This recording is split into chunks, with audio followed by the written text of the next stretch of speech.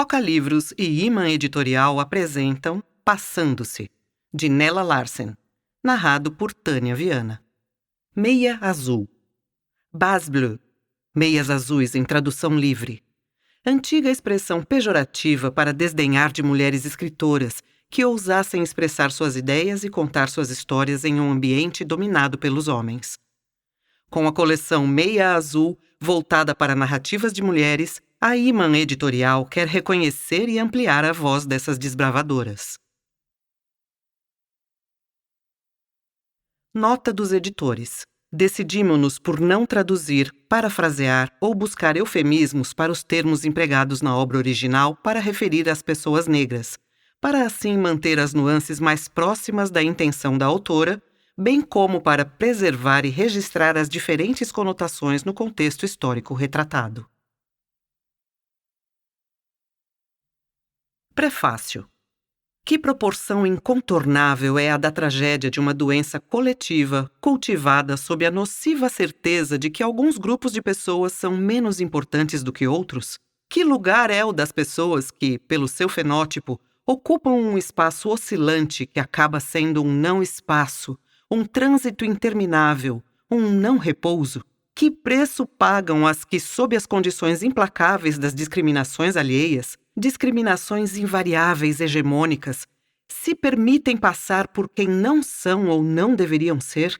O que fazer da vida para se sofrer menos e, diante das precariedades da existência e dos afetos, se realizar?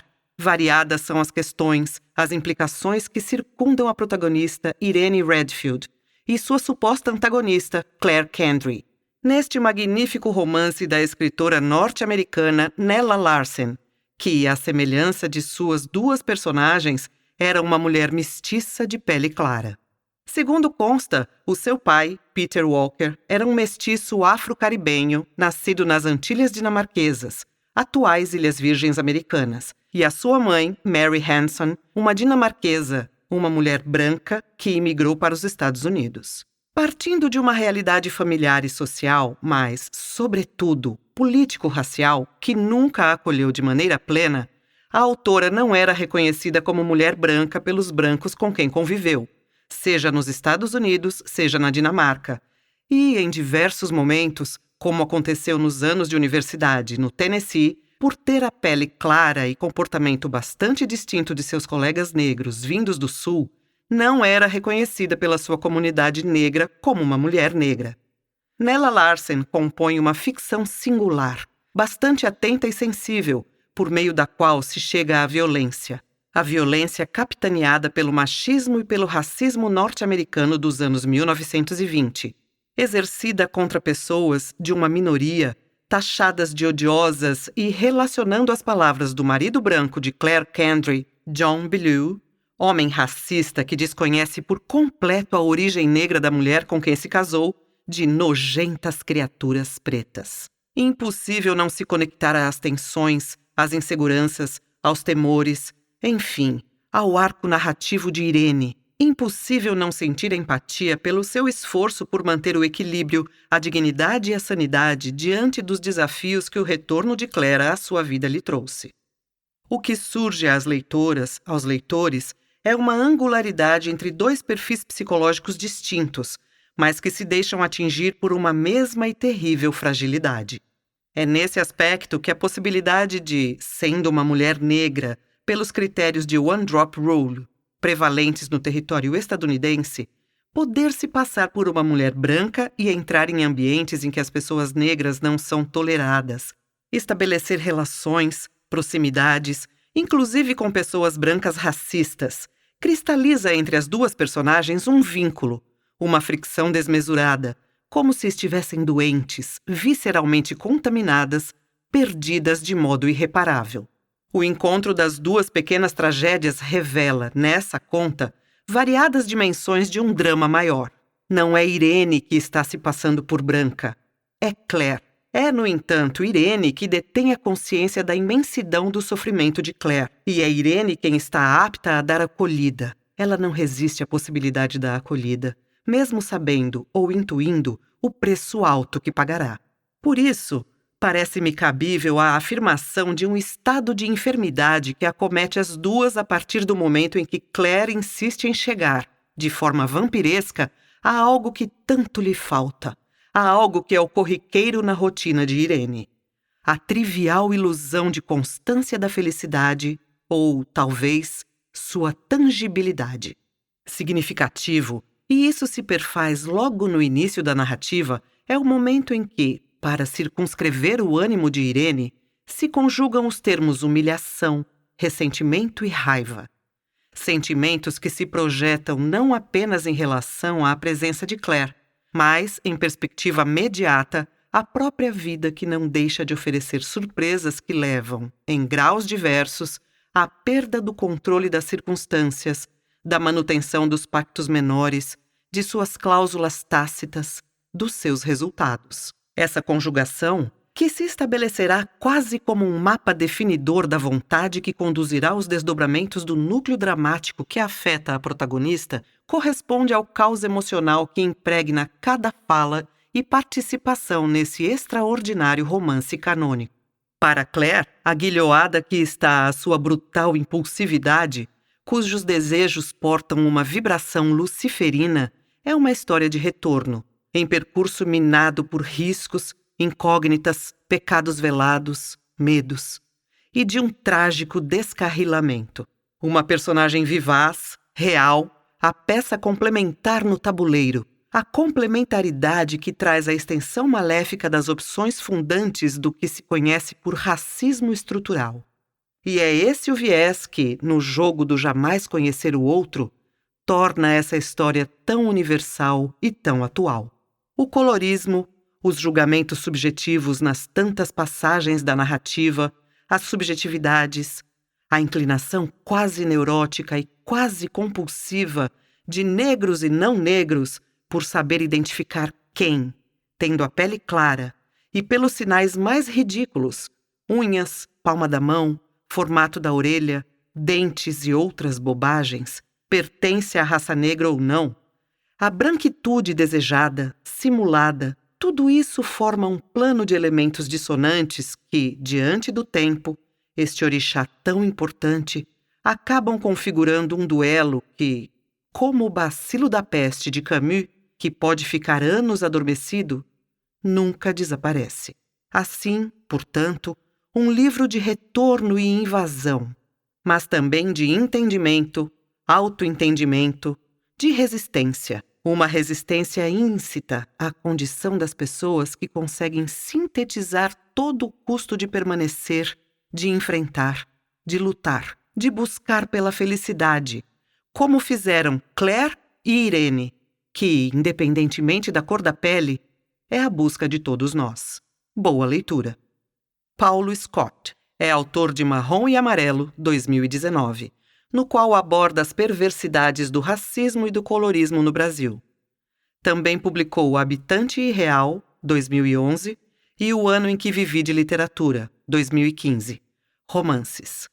Garopaba Monstro Tubarão, 2019, e Mesmo Sem Dinheiro Comprei um Skate Novo, 2014. Poemas.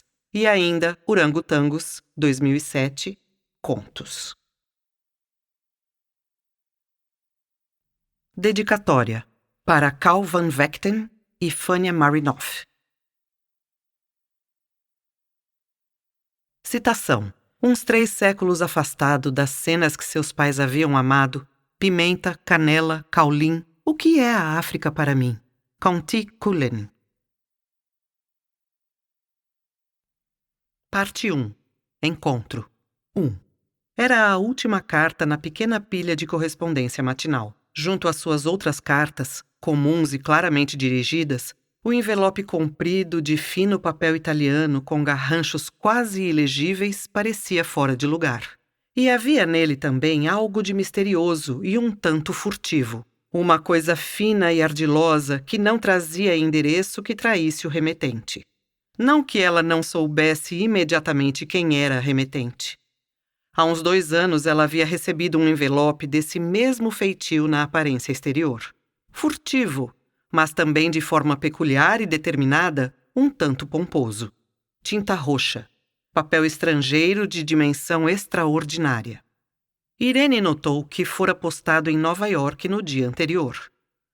Suas sobrancelhas franziram levemente, mais por perplexidade do que por irritação, ainda que em seus pensamentos houvesse um pouco de cada.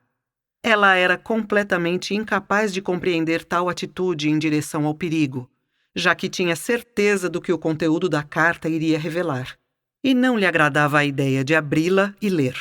Aquilo, ela refletiu, estava em linha com tudo o que sabia a respeito de Claire Kendry, sempre caminhando na beira do precipício. Sempre consciente do risco que corria, mas nunca recuando ou se esquivando. Certamente não por conta de qualquer aviso ou por receio de ofender alguém. E por um momento fugidio, Irene Redfield pareceu ver uma menininha pálida sentada em um sofá azul gasto, juntando com linha e agulha retalhos de cor vermelho vivo, enquanto seu pai bêbado, um homem alto, de compleição poderosa, soltava sua fúria ameaçadora de um lado a outro do quarto mal ajambrado, vociferando maldições e disparando golpes espasmódicos contra ela, que não eram nem um pouco assustadores, porque, na maioria das vezes, não surtiam efeito. Algumas vezes ele conseguia atingi-la. Mas somente o fato da criança ter se recolhido, com sua pobre costura, na ponta do sofá, indicaria que ela estava, se tanto, perturbada pelas ameaças a ela e a seu trabalho. Claire sabia muito bem que não era seguro tirar uma parte do dólar que recebia a cada semana como pagamento pelas muitas tarefas que fazia para a modista que vivia no último andar do prédio em que Bob Kendry trabalhava como zelador. Mas saber isso não a detinha. Ela queria ir ao piquenique da escola dominical e tinha posto na cabeça que iria com um vestido novo. Assim, a despeito de certas coisas desagradáveis e do risco, ela havia separado dinheiro para comprar material para aquele patético vestidinho vermelho. Mesmo naqueles dias, não havia nada de sacrifício no conceito de Claire Kendry sobre a vida. Nenhum compromisso a não ser com o seu desejo imediato. Era egoísta, fria e durona. E ainda assim, tinha uma estranha capacidade de gerar calor e paixão, beirando algumas vezes a heroísmos teatrais. Irene, que era pelo menos um ano mais velha que Claire, recordou-se do dia em que Bob Kendry foi trazido para casa morto, assassinado em uma tola discussão de bar. Claire, que naquela altura mal tinha 15 anos, apenas ficou lá, com os lábios comprimidos, seus braços finos cruzados sobre o peito estreito, olhando para a familiar cara branquela do seu pai, com uma espécie de desprezo em seus olhos negros rasgados. Por um tempo muito longo permaneceu assim, em silêncio, encarando. Então, subitamente, deu vazão a uma torrente de choro, contorcendo seu corpo magro, puxando seu cabelo brilhante e batendo seus pés pequenos. A explosão cessou tão subitamente quanto começara. Ela correu os olhos pelo cômodo esquálido, incluindo todo mundo, até os 2 policiais, em um olhar afiado de desdém. E, no instante seguinte, deu a volta e desapareceu pela porta. Vista agora, passado tanto tempo, a coisa parecia mais o jorro de uma fúria reprimida do que um transbordamento de pesar por seu pai morto. Ainda que ela tivesse, e isso Irene admitia, certa estima por ele, na maneira dela, meio felina. Felina. Certamente essa era a palavra que melhor descreveria Claire Kendry, se ela pudesse ser descrita em uma única palavra. Algumas vezes ela era durona e parecia não ter sentimento algum. Outras vezes era afetuosa e brutalmente impulsiva. E tinha uma incrível malícia sutil, muito bem encoberta até ser provocada. E quando isso acontecia, era capaz de arranhar e com muita eficiência. Ou, se empurrada até a fúria, lutava com uma ferocidade e um ímpeto que ignorava ou desconsiderava qualquer perigo. Forças superiores, inferioridade numérica ou outras circunstâncias desfavoráveis. E que selvagem foi quando passou as garras naqueles garotos no dia em que assobiaram para seu pai e cantaram uma rima ofensiva que haviam composto, apontando para certas excentricidades do passo trôpego dele. E como, de propósito, ela havia... Irene trouxe seus pensamentos de volta ao presente, a carta de Claire Kendrick que ainda tinha, fechada, na mão. Com certa apreensão, abriu bem lentamente o envelope. Retirou as folhas dobradas, as estendeu e começou a ler. Logo viu que era o que imaginava desde que soube pelo carimbo postal. Claire estava na cidade. Um desejo, fraseado de modo extravagante, de voltar a vê-la. Bem, Irene disse a si mesma, ela não precisava vê-la e não iria ceder. Tampouco iria ajudar Claire a se dar conta de seu tolo desejo de retornar, por um momento, àquela vida que ela havia, há muito tempo e por vontade própria, deixado para trás. Correu os olhos pela carta, tentando decifrar, o melhor que podia, as palavras desleixadamente formadas, ou usando o instinto para adivinhá-las. Porque estou tão sozinha, tão sozinha. Não consigo conter esse desejo de estar contigo de novo. Mais do que já desejei alguma coisa na vida. E eu quis muitas coisas na vida. Você não sabe o quanto, nessa vida desbotada que vou levando, estou a todo tempo vendo as imagens brilhantes daquela outra vida que eu, uma vez, achei que estava feliz de me livrar. É como uma dor que nunca passa. Folhas e mais folhas disso. E terminando com... E é sua culpa, Irene querida. Ao menos em parte. Porque eu não estaria agora com esse terrível, esse louco desejo se não a tivesse visto aquela vez em Chicago. Faixas de vermelho rubro arderam nas faces oliváceas de Irene Redfield. Aquela vez em Chicago. As palavras destacaram-se entre os muitos parágrafos com outras palavras, trazendo consigo uma lembrança clara, nítida, na qual ainda hoje, passados 2 anos, estavam misturados humilhação, ressentimento e raiva. 2. Isso é do que Irene Redfield se recordava. Chicago, agosto. Um dia brilhante, quente, com um sol brutal vertendo raios como lava. Um dia em que até os perfis das construções estremeciam, como em protesto pelo calor. Linhas tremeluzentes emanavam do asfalto esturricando e zigue-zagueavam pelas faixas dos carros. Os automóveis estacionados junto à sarjeta eram uma labareda a bailar, e as vidraças soltavam uma radiação ofuscante. Afiadas partículas de poeira erguiam-se das calçadas ardentes, aferroando as peles calcinadas ou gotejantes dos pedestres que murchavam. Qualquer leve brisa parecia o sopro de uma chama atiçada por lentos foles. Foi nesse dia, entre todos os outros, que Irene saiu para comprar as coisas que havia prometido levar para casa, para seus 2 filhos pequenos, Brian Jr. e Theodore. Como era típico dela, havia protelado até que restassem apenas alguns dias tumultuados de sua comprida visita. E somente esse dia escaldante estava livre de compromissos até a noite. Sem grandes problemas, ela tinha obtido o aviãozinho mecânico para Júnior. Mas o livro de desenho, para o qual Ted havia dado instruções tão sérias e insistentes, a havia obrigado a entrar e sair de 5 lojas sem sucesso. Foi quando estava a caminho da 6ª loja que, bem diante dos seus olhos latejantes, um homem tropeçou e tornou-se um volume amarrotado e inerte sobre o cimento abrasador. Em torno da figura sem vida, uma pequena multidão se juntou. O homem estava morto ou somente desmaiado? Alguém a perguntou. Mas Irene não sabia e não tentou descobrir. Ela se esgueirou para fora da multidão que se adensava, sentindo-se desagradavelmente ensopada e pegajosa e suja pelo contato com tantos corpos suarentos. Por algum tempo, ficou abanando-se e esfregando seu rosto úmido com um retalho inadequado de lenço. De repente, viu que toda a rua parecia tremer e deu-se conta de que estava para desmaiar. Sentindo a urgência de pôr-se em segurança, ergueu uma mão e acenou para um táxi parado diretamente diante dela.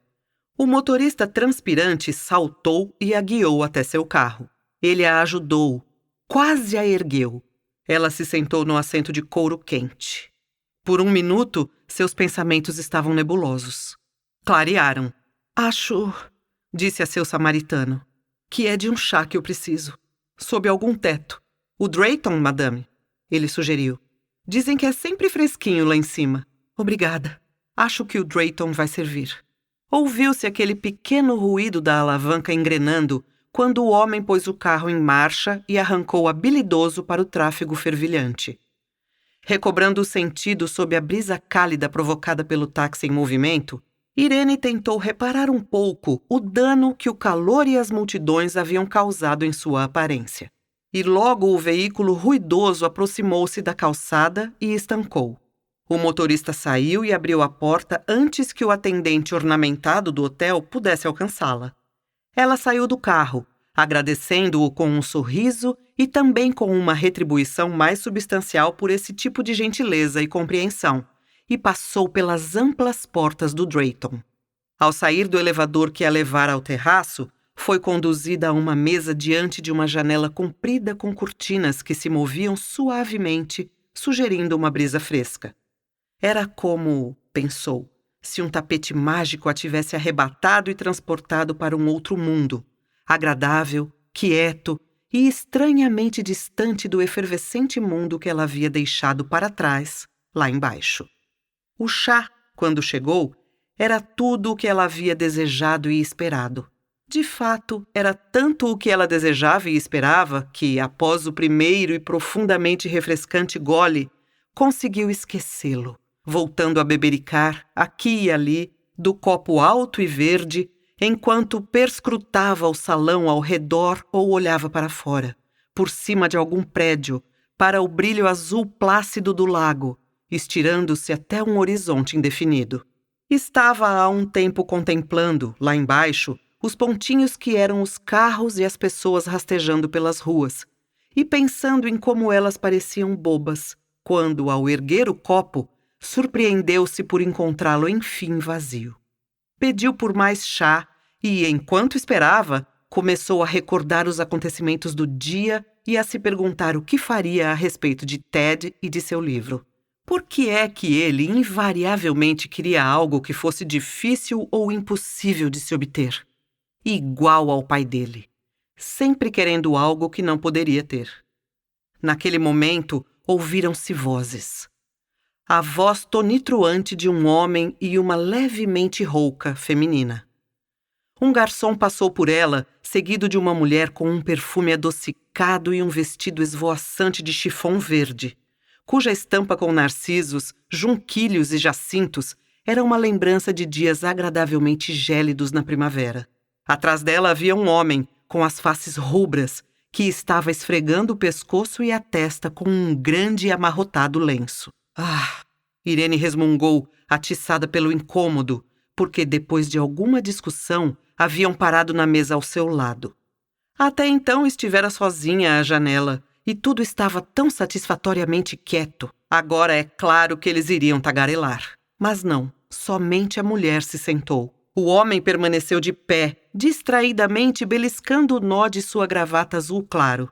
Do pequeno espaço que separava as duas mesas, sua voz chegava claramente. Então nos vemos mais tarde, ele declarou, olhando para a mulher sentada. Havia prazer no seu tom e um sorriso em seu rosto. Os lábios de sua companheira abriram para dar alguma resposta, mas suas palavras foram borradas pela pequena distância entre eles e pela mistura de ruídos que flutuavam desde a rua lá embaixo. Elas não alcançaram Irene, mas ela notou o sorriso peculiarmente carinhoso que as acompanhou. O homem disse: "Bem, acho melhor eu..." E sorriu de novo, e disse adeus, e partiu.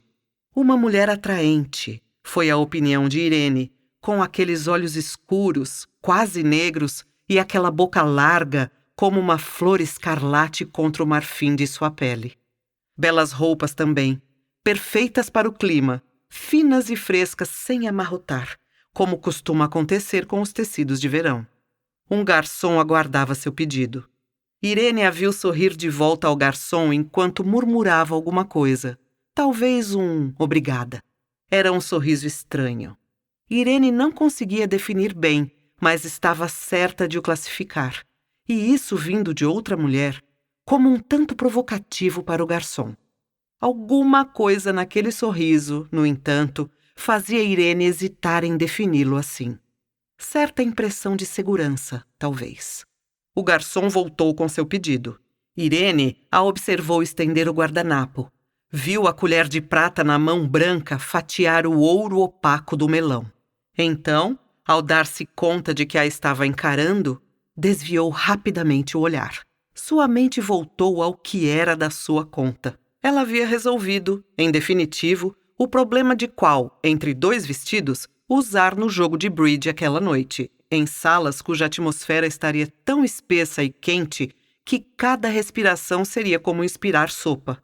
Tendo decidido o vestido, seus pensamentos se voltaram para a obtenção do livro de Ted, e seus olhos se distraíam contemplando o lago, quando, por conta de algum sexto sentido, teve a nítida sensação de que alguém a observava. Muito lentamente olhou em volta e para os olhos escuros da mulher do vestido verde. Esperamos que você tenha gostado desta prévia. Para continuar ouvindo este audiolivro no Google Play Livros, use o link na descrição do vídeo.